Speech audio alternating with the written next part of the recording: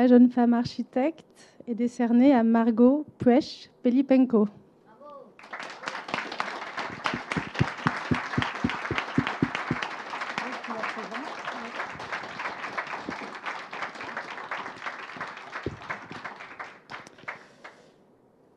C'est avec une grande joie que je vous présente aujourd'hui Margot Puech-Pelipenko.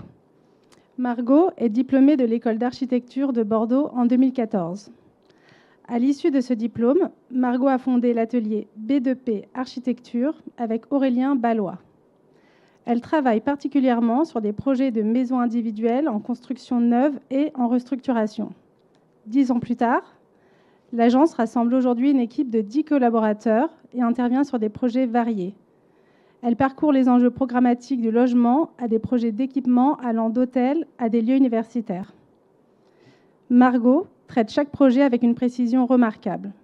Je retiens ce mot car je pense que parmi tout autre mot, il est de ceux qui qualifient le mieux sa production. À travers ces projets, Margot s'interroge sur la manière d'exploiter au mieux le potentiel esthétique et structurel de chaque ressource, que ce soit par leur forme, leur matière, leur texture ou leurs propriétés.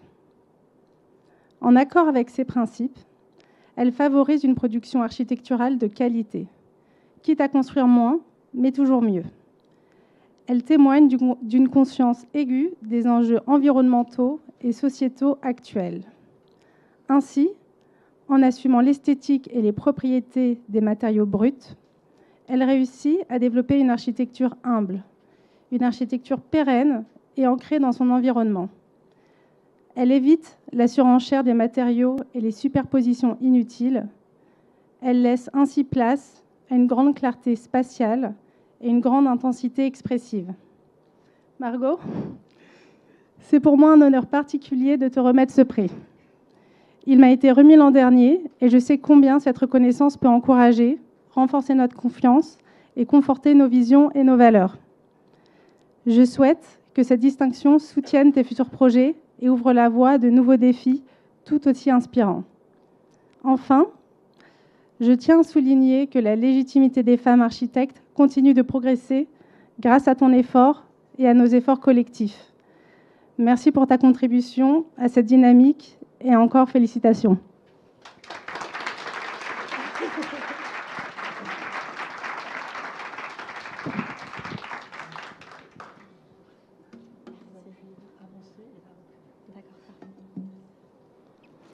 Bonsoir à tous. Merci Victoria. Je tiens à remercier Madame la Présidente Catherine Guyot et l'ensemble du jury pour ce prix. Je remercie Unibail de nous accueillir et je suis honorée et heureuse d'être la jeune femme architecte de l'année. C'est avec beaucoup d'humilité que je reçois aujourd'hui ce prix, qui est aussi celui d'Aurélien Ballois, mon associé et mari, avec qui j'ai fondé B2P Architecture il y a 10 ans. Cette œuvre commune a démarré d'une page blanche au fond d'un garage avec 2 ordinateurs. Je voudrais me souvenir d'un court instant de nos joies, nos peurs, nos rires, notre travail acharné. C'est aussi le prix de notre équipe qui œuvre quotidiennement et que je remercie chaleureusement. Merci à nos clients, ma famille, ma belle famille et ceux et celles qui me soutiennent au quotidien pour que je puisse vivre mon métier d'architecte avec intensité, profondeur et sérénité. Je remercie particulièrement mes parents qui m'ont accompagnée dans tout depuis le début, mais surtout qui ont su déceler en moi mon besoin de créer, ma détermination et aussi, il faut bien le reconnaître, mon tempérament très affirmé, qui n'est pas toujours de tout repos. Mes collaborateurs pourront aussi le confirmer. J'ai une pensée particulière pour le plus beau projet que nous avons réalisé avec Aurélien, nos 2 enfants, Léonie et Gustave, qui sont les petits êtres sur Terre que j'aime le plus. Ce soir, je voudrais passer un message aux jeunes femmes. Croyez en vos rêves, prenez des risques, allez au bout des choses sans relâche. Je vais commencer la présentation donc, des projets. Et donc le premier, il s'agit donc d'une construction neuve d'une maison individuelle en structure CLT. Nous sommes au bout de la presqu'île du Cap Ferré. Donc c'est la villa Matsubacha qui s'inscrit sur une dune océanique. Et c'est du coup une villa qui épouse et qui fait corps avec la topographie naturelle du terrain. Une partie est donc semi-enterrée au sommet de la dune et l'autre partie émerge sur pilotis en contrebas. Un ruban de terrasse extérieure s'enroule autour des volumes, accentuant ce rapport dedans-dehors. Le bardage de réemploi en façade est grisé naturellement au soleil et s'intègre dans les pins et dans le sable. Les lames de bois sont initialement démontées sur les façades nord de Grange pour être réemployées ici et assurer une pérennité et un vieillissement homogène des façades. Ce projet, métaphore des pommes de pin accrochées à leurs branches, articule des volumes autour d'une colonne vertébrale centrale. Chaque pièce de la maison est un volume architectural en soi, un scénario de vie différencié, permettant une forte intimité au sein de la maison et également un séquençage de l'espace-temps nécessaire à la quiétude individuelle.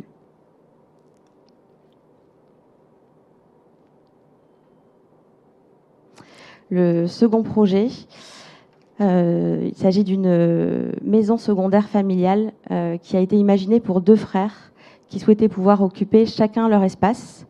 La maison existante a donc été divisée en deux et entièrement rénovée. Et s'articulant autour de la structure originelle, des extensions ont permis à chaque logement de proposer une cuisine, un séjour, 4 chambres et 2 salles de bain.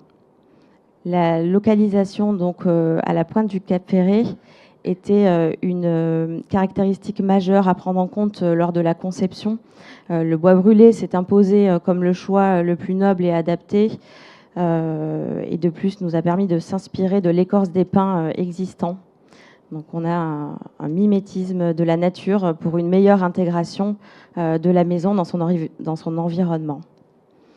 Le travail des avant-toits et des solivages bois apparents intérieurs comme extérieurs nous ont aussi permis d'amplifier le rapport dedans-dehors, multipliant les entrées de lumière tout au long de la journée.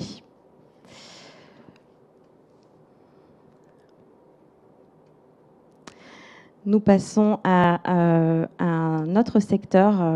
Donc c'est un immeuble au cœur du Triangle d'Or de Bordeaux qui n'avait pas reçu d'intervention majeure depuis les années 70.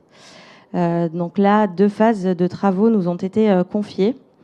La construction d'un ascenseur desservant tous les niveaux de l'immeuble et la rénovation intérieure de l'immeuble. Les précédents travaux avaient malheureusement masqué les prestations intérieures historiques, les faux plafonds démontables, sol souple, recoupement de la distribution historique. Et le curage complet de l'ensemble de ces masques ont permis de retrouver archéologiquement les empreintes du passé et de les révéler, les rosaces, les cheminées, les corniches, les carreaux de ciment, les verrières. Et au regard des prestations existantes, la réponse architecturale proposée ici consiste en la construction de cet ascenseur en extérieur. Et cet ascenseur de 23 mètres de haut a été imaginé pour s'intégrer le plus finement possible dans ce contexte patrimonial fort. 3 années d'études au millimètre avec les bureaux d'études, de dialogue parfois compliqués avec les riverains ont été nécessaires pour obtenir la possibilité d'amorcer l'exécution des travaux.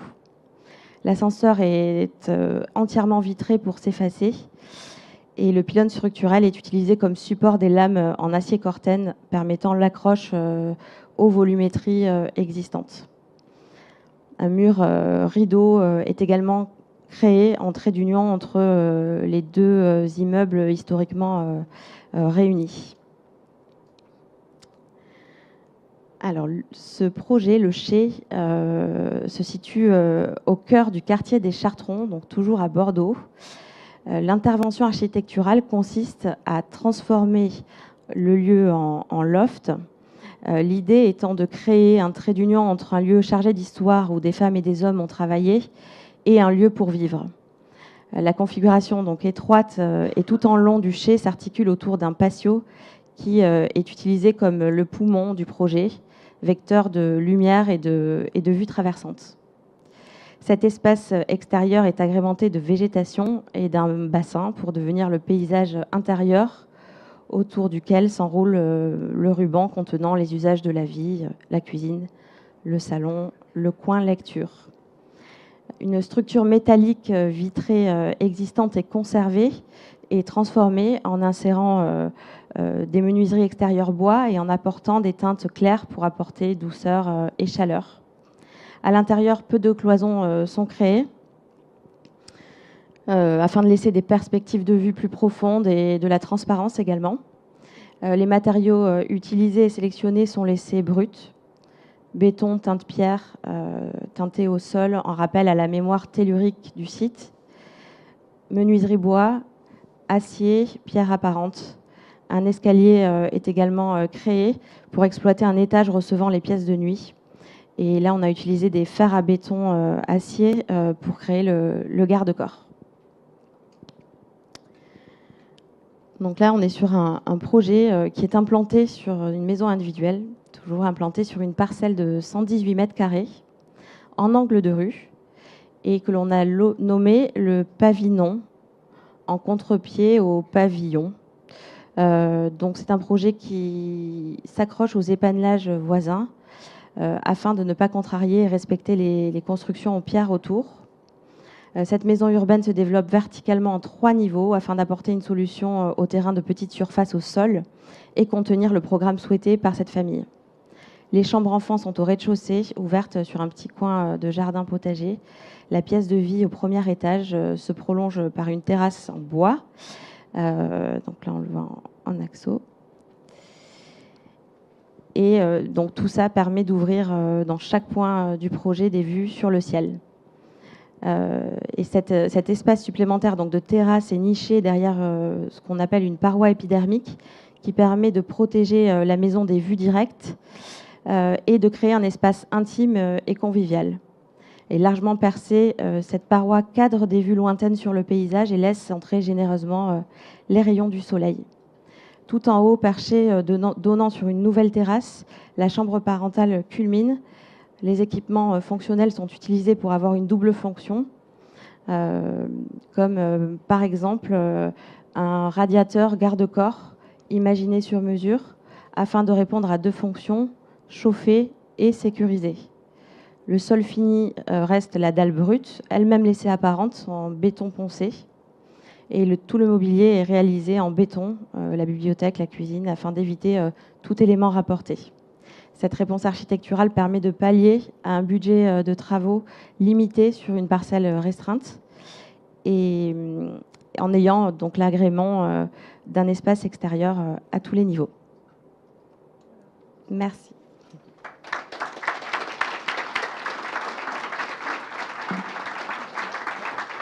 Oui, donc ça marche pas. Donc Victoria, vous allez remettre le diplôme à notre chère... Mettez-vous là, on va faire une photo avec l'ensemble des lauréates.